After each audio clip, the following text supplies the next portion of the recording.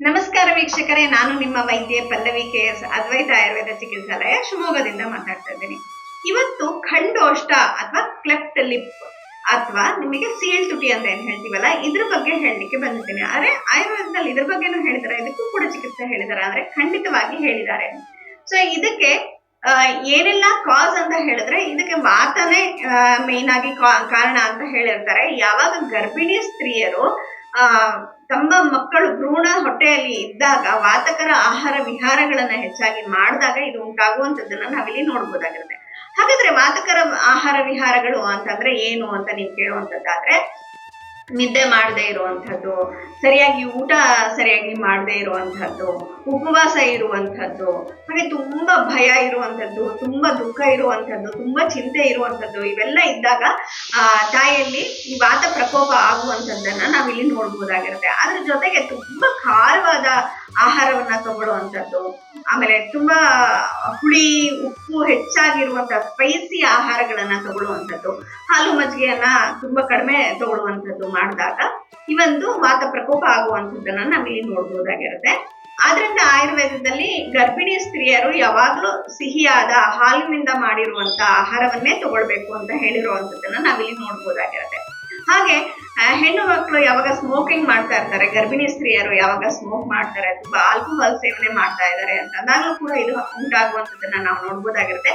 ಹಾಗೆ type 1 diabetes, ಹೆಣ್ಣು ಮಕ್ಕಳಲ್ಲಿ ಯಾವಾಗ ಟೈಪ್ 1 ಡಯಾಬಿಟಿಸ್ ಇರುತ್ತೆ, ಇಲ್ಲ ಅಂದ್ರೆ ಗರ್ಭಿಣಿ ಆಗ್ಲಿಕ್ಕಿಂತ ಮುಂಚೆನೆ ಅವ್ರಿಗೆ ಡಯಾಬಿಟಿಸ್ ಇರುತ್ತೆ, ಅಂತ ಒಂದು ತಾಯಂದ್ರ ಮಕ್ಕಳು ಕೂಡ ಕ್ಲೆಫ್ಟ್ ಲಿಪ್ ಉಂಟಾಗುವಂಥದ್ದನ್ನ ನಾವಿಲ್ಲಿ ನೋಡ್ಬೋದಾಗಿರುತ್ತೆ. ಅದ್ರ ಜೊತೆಗೆ ಯಾವ್ದಾದ್ರು ಮೆಡಿಕೇಶನ್ಸ್ ಅಂದ್ರೆ ಆ ಹೆಣ್ಣು ಮಕ್ಕಳಲ್ಲಿ ಎಪಿಲೆಪ್ಸಿ ಇದೆ ಅಂದ್ರೆ ಕನ್ವರ್ಷನ್ಸ್ ಫಿಟ್ಸ್ ಬರುವಂತದ್ದಿದೆ, ಹೈಪರ್ ಟೆನ್ಷನ್ ಇದೆ ಅಂದ್ರೆ BP ಇದೆ, ಅದಕ್ಕೆ ಮಾತ್ರೆಗಳನ್ನ ರೆಗ್ಯುಲರ್ ಆಗಿ ಹೈ ಡೋಸ್ ಅಲ್ಲಿ ತಗೊಳ್ತಾ ಇದ್ದಾರೆ ಅಂತ ಅಂದಾಗ್ಲೂ ಕೂಡ ಕ್ಲೆಫ್ಟ್ ಲಿಪ್ ಉಂಟಾಗುವಂಥದ್ದನ್ನ ನಾವು ನೋಡ್ಬೋದಾಗಿರುತ್ತೆ. ಇನ್ನ ಯಾವ್ದಾದ್ರು ಡೆಫಿಷಿಯನ್ಸಿ ಅಂದ್ರೆ ಫೋಲಿಕ್ ಆಸಿಡ್ ಡೆಫಿಷಿಯನ್ಸಿ ಇರ್ಬೋದು, ಕ್ಯಾಲ್ಸಿಯಂ ಡೆಫಿಷಿಯನ್ಸಿ ಇರ್ಬೋದು, ಇವೆಲ್ಲ ಯಾವುದೇ ಒಂದು ಡೆಫಿಷಿಯನ್ಸಿ ಇದ್ದಾಗ್ಲೂ ಕೂಡ ಮಕ್ಕಳಲ್ಲಿ ಕ್ಲೆಫ್ಟ್ ಲಿಪ್ ಬರುವಂತದ್ದನ್ನ ನಾವಿಲ್ಲಿ ನೋಡ್ಬೋದಾಗಿರುತ್ತೆ. ಇವೆಲ್ಲ ಇದಕ್ಕೆ ಕಾರಣ ಆಯ್ತಲ್ವಾ. ಸೊ ಇದು ನಮಗೆ ಮಕ್ಕಳಲ್ಲಿ ಬಂದಿದೆ, ಕ್ಲೆಫ್ಟ್ ಲಿಪ್ ಬಂದಿದೆ ಅಂತಂದ್ರೆ ಏನೆಲ್ಲ ಕಾಂಪ್ಲಿಕೇಶನ್ ಆಗುತ್ತೆ, ಮಕ್ಕಳಿಗೆ ಏನೆಲ್ಲ ತೊಂದರೆ ಆಗತ್ತೆ ಅಂತಂದ್ರೆ, ಸಣ್ಣ ಮಕ್ಕಳಿಗೆ ಕ್ಲೆಫ್ಟ್ ಲಿಪ್ ಆದಾಗ ಅವರಿಗೆ ಫೀಡಿಂಗ್ ಪ್ರಾಬ್ಲಮ್ ಆಗುವಂಥದ್ದನ್ನ ನಾವಿಲ್ಲಿ ನೋಡ್ಬೋದಾಗಿರುತ್ತೆ.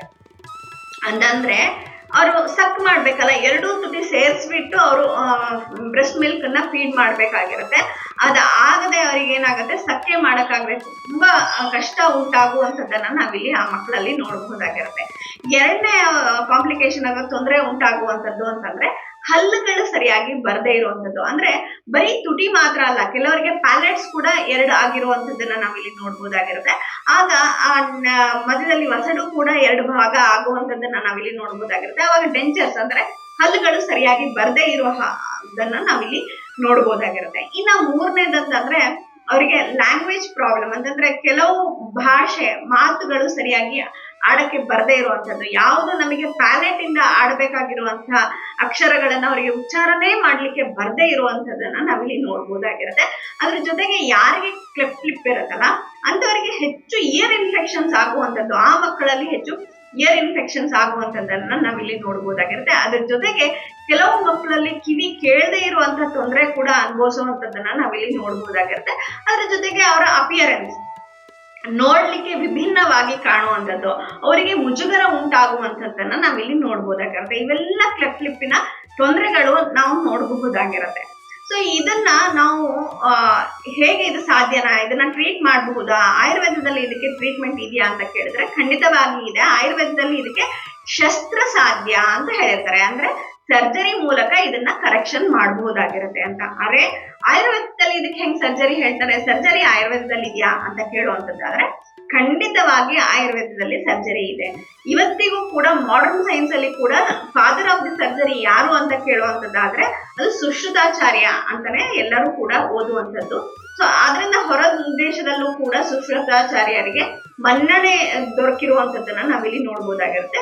ಸಾವಿರಾರು ವರ್ಷಗಳ ಹಿಂದೆನೆ ಸುಶ್ರುತಾಚಾರ್ಯರು ರೈನೋಪ್ಲಾಸ್ಟಿ ಅಂತಂದ್ರೆ ಮೂಗಿನ ಕರೆಕ್ಷನ್ ಮಾಡುವಂಥದ್ದು, ಮತ್ತೆ ಪ್ಲಾಸ್ಟಿಕ್ ಸರ್ಜರಿ ಮಾಡುವಂಥದ್ದು, ಬೇರೆ ಬೇರೆ ಮೇಜರ್ ಸರ್ಜರಿಗಳನ್ನ ಮಾಡುವಂಥದ್ದನ್ನ ಸುಶ್ರುತಾಚಾರ್ಯರು ಮಾಡಿರುವಂಥದ್ದನ್ನ ನಾವಿಲ್ಲಿ ನೋಡಬಹುದಾಗಿರುತ್ತೆ.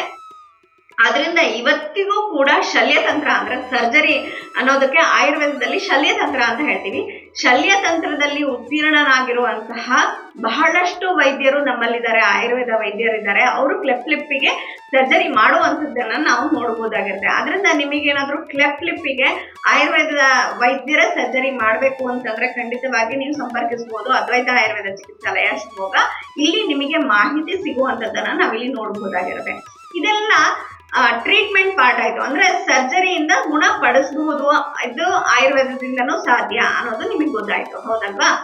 ಸೊ ಆದ್ರೆ ಇದು ಬರ್ದೇ ಇರೋ ಹಾಗೆ ನಾವೇನಾದ್ರೂ ಮಾಡ್ಬೋದಾ ಅಂತಂದ್ರೆ, ಅವಾಗ್ಲೇ ನಾ ಹೇಳ್ದಂಗೆ ಗರ್ಭಿಣಿ ಸ್ತ್ರೀಯರು ಆಹಾರ ವಿಹಾರದಲ್ಲಿ ವಾತಜ ಆಹಾರ ವಿಹಾರವನ್ನ ಅವರು ದೂರ ಇಡಬೇಕಾಗಿರತ್ತೆ. ಅದಕ್ಕಿಂತ ಮುಖ್ಯವಾಗಿ ಈ ತರದ ಯಾವುದೇ ಸಮಸ್ಯೆ ನಮ್ಮ ಮಕ್ಕಳಲ್ಲಿ ಬರಬಾರ್ದು ಅಂತಂದ್ರೆ ನಾವು ಅವರಿಗೆ ಗರ್ಭ ಸಂಸ್ಕಾರವನ್ನ ಮಾಡ್ತೀವಿ. ಈ ಒಂದು ಗರ್ಭ ಸಂಸ್ಕಾರ ಅನ್ನೋದನ್ನ ನಾವು ಅದ್ವೈತ ಆಯುರ್ವೇದ ಚಿಕಿತ್ಸಾಲಯದಲ್ಲಿ 2013ರಿಂದ ಮಾಡ್ಕೊಂಡು ಬಂದಿರುವಂತದನ್ನ ನಾವಿಲ್ಲಿ ನೋಡಬಹುದಾಗಿರುತ್ತೆ. ಇದನ್ನ ಮಾಡೋದ್ರಿಂದ ಏನೆಲ್ಲ ಉಪಯೋಗ ಅಂತ ಅಂದ್ರೆ, ನಮ್ಮ ಮಕ್ಕಳಲ್ಲಿ ಟೈಪ್ 1 ಡಯಾಬಿಟಿಸ್ ಬರುವಂಥದ್ದು, ಹೈಪೋಥೈರಾಯ್ಡಿಸಮ್ ಬರುವಂಥದ್ದು, ಮಕ್ಕಳಲ್ಲಿ ಮಾನಸಿಕ ಮತ್ತು ದೈಹಿಕವಾದ ಯಾವುದೇ ಸಮಸ್ಯೆಗಳು ಬರುವಂತದ್ದನ್ನ ನಾವು ಕಂಪ್ಲೀಟ್ ಆಗಿ ದೂರ ಇಟ್ಕೊಳ್ಬಹುದಾಗಿರುತ್ತೆ. ಅದ್ರ ಜೊತೆಗೆ ನಮಗೆ ಇಚ್ಛೆ ಇರುವಂತಹ ಮಕ್ಕಳನ್ನ ನಾವು ಪಡಿಬಹುದಾಗಿರುತ್ತೆ. ಅಂದ್ರೆ ನನ್ನ ಮಕ್ಕಳು ಹಠ ಮಾಡಬಾರ್ದು, ನನ್ನ ಮಕ್ಕಳಿಗೆ ಪಿಟ್ಸ್ ಬರಬಾರ್ದು, ಈ ತರದೆಲ್ಲ ಯಾವುದೇ ತರದ ವೀಕ್ನೆಸ್ ಇರಬಾರ್ದು ಅಂತಂದ್ರೆ ನಾವು ಈ ಒಂದು ಗರ್ಭ ಸಂಸ್ಕಾರವನ್ನ ಮಾಡ್ಕೊಳ್ಬೇಕಾಗತ್ತೆ. ಹಾಗಾದ್ರೆ ಯಾರು ಗರ್ಭ ಸಂಸ್ಕಾರ ಮಾಡ್ಕೊಳ್ಬೇಕಾಗಿರುತ್ತೆ? ಗರ್ಭಿಣಿ ಸ್ತ್ರೀಯರು ಮಾತ್ರ ಗರ್ಭ ಸಂಸ್ಕಾರವನ್ನ ಮಾಡ್ಕೊಳ್ಬೇಕಂದ್ರೆ ಖಂಡಿತವಾಗಿ ಇಲ್ಲ. ಯಾಕೆ ಅಂತಂದ್ರೆ ನವಜಾತ ಶಿಶುವಿನಲ್ಲಿ ಬರುವಂತಹ ತೊಂದರೆ ಬರೀ ಹೆಣ್ಣು ಮಕ್ಕಳಿಂದ ಮಾತ್ರ ಅಥವಾ ತಾಯಿಯಿಂದ ಮಾತ್ರ ಬರುತ್ತೆ ಅಂತ ಹೇಳಲಿಕ್ಕಾಗೋದಿಲ್ಲ.